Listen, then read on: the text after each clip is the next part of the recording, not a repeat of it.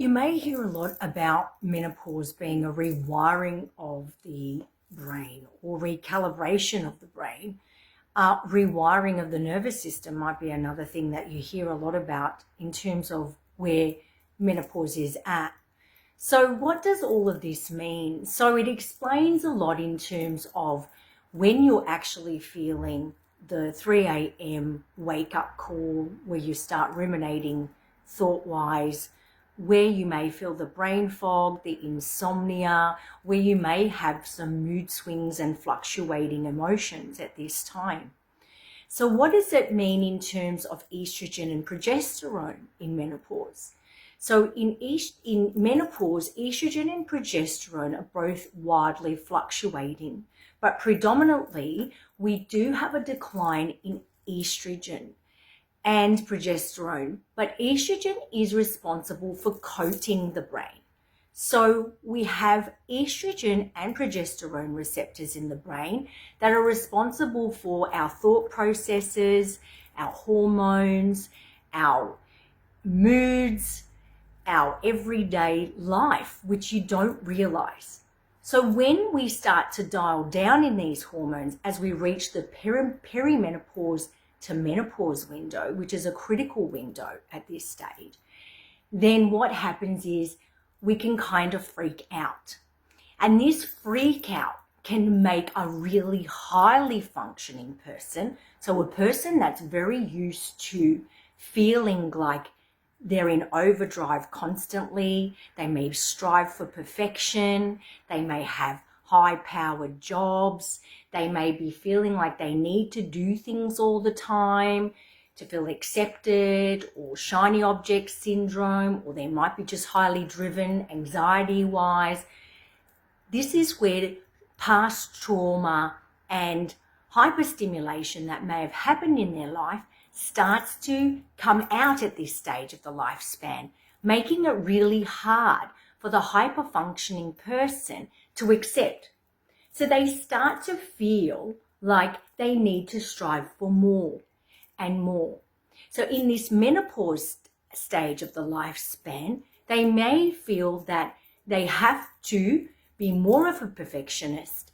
Maybe they want to change careers. Maybe they want to do more in their life or become a different person. If they're not being satisfied by what they're doing, this can create a bit of chaos in their brain, and they can start to feel a little bit depressed and down and emotional about this phase. When we think about recalibration of the brain, we think of it as behaviors or habits that we're used to doing. So when the brain rewires itself during the time of perimenopause and menopause, which is a very sacred time, the rewiring is called neuroplasticity. Now, you may have heard of this term before in social media or in your own research. But what does it mean exactly? It means that when we do have the opportunity to make sure that we look at our habits or we look at what we're doing, we can change these things over time. So think of it like you're walking through a dense desert or even a dense forest. We'll say a dense forest. And the forest becomes so dense, you normally walk this track, but suddenly it is becoming unfamiliar to you. So during this, the neuroplasticity, we can actually change and detour where we are. So instead of walking down this unfamiliar terrain, which used to be familiar, we can take a detour. And when we take a detour, we can actually learn new things. This is a really specific time for menopause and perimenopause because the brain, as it's recalibrating or neuroplasticity is taking part, it actually is more open to learning new things. So this is why I recommend at this stage of the lifespan, we learn different things. We may get a new hobby. We may find that we can, you might want to change career pathways or do a course or become knowledgeable in a specific area. You might want to change lots of different things that you do. You might want to learn how to knit or do Sudoku or learn a craft. And this is where we can put our creativity into action. And this creativity can actually help our recalibrating brain, because as we're learning new pathways, we can also change our behavior. And this in turn, this habit stacking, can actually change our symptoms. So our symptoms don't have to dominate us in our perimenopause and menopause time. And as it is a critical window in terms of we are more susceptible to ill health and chronic health issues at this stage, as it is a report card for how we are in decades ahead. The British Journal, or the Lancet, in 2020, they brought out 13 modifiable risk factors for dementia. Menopause wasn't one of them, even though we do know that declining estrogen levels can actually play a part in that. So it's something that we really need to think about when we're thinking about recalibrating the brain. So as it's declining, how can we actually replace the amount of estrogen? How can we help our progesterone levels? And a lot of this is in our lifestyle. We can look at different ways by taking supplements and herbal medicines. Magnesium's a great one. We can do polyvagal techniques like breathing techniques.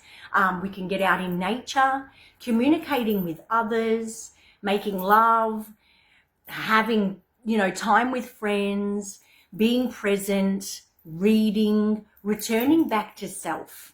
Menopause is looking inwards. It's not about doing more. It's about your presence, and it's about you being mindful of where you're at in your life. So it's not a big pressure to do more.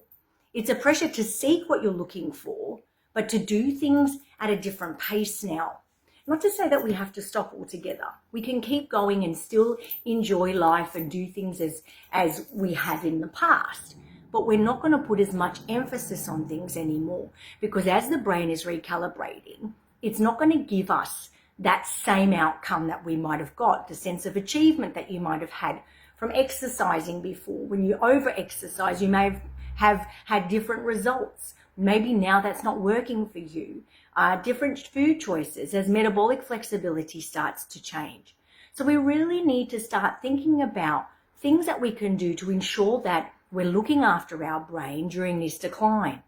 We know in the menopausal window that grey matter increases in the brain over time.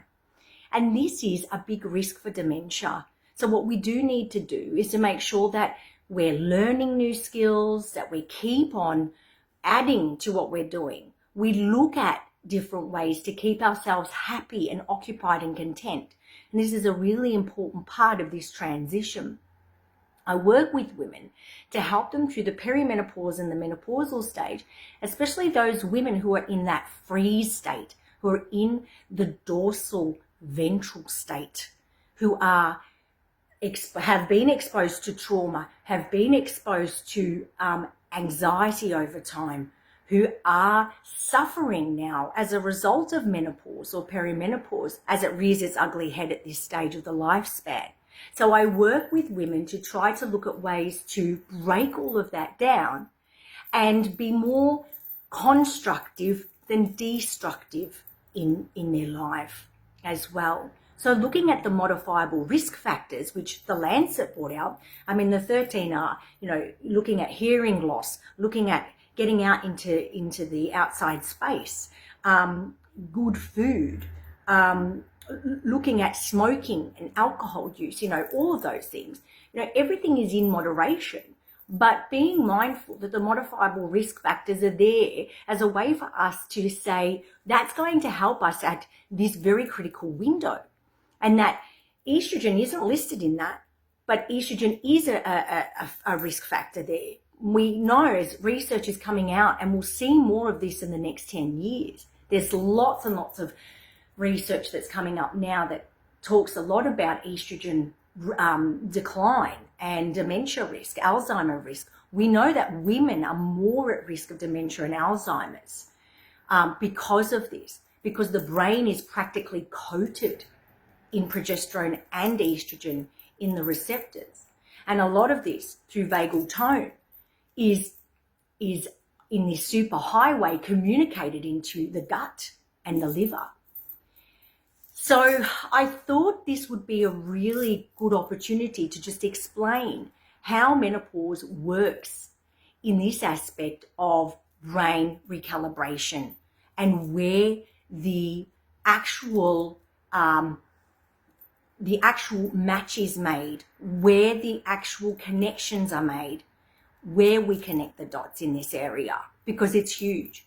Because we look at menopause as being a disease or illness or a decline in cognitive function, a decline in life, a way that a woman is fizzled out and dry and all the rest of it. And it's not the case. We can enhance this part of our life phase as well to be better versions of ourselves and to look after our brain. It's a very important part of the perimenopause and the menopausal transition. If you would like more information, I'm here to help you. Please message me, inbox me, or email me, or jump on my website, embraceholistichealth.com.au. And I look forward to hearing from you. And if you wanted to know more, I have a webinar series coming up very, very soon that's going to cover all of this and more. So watch this space because it's going to be awesome.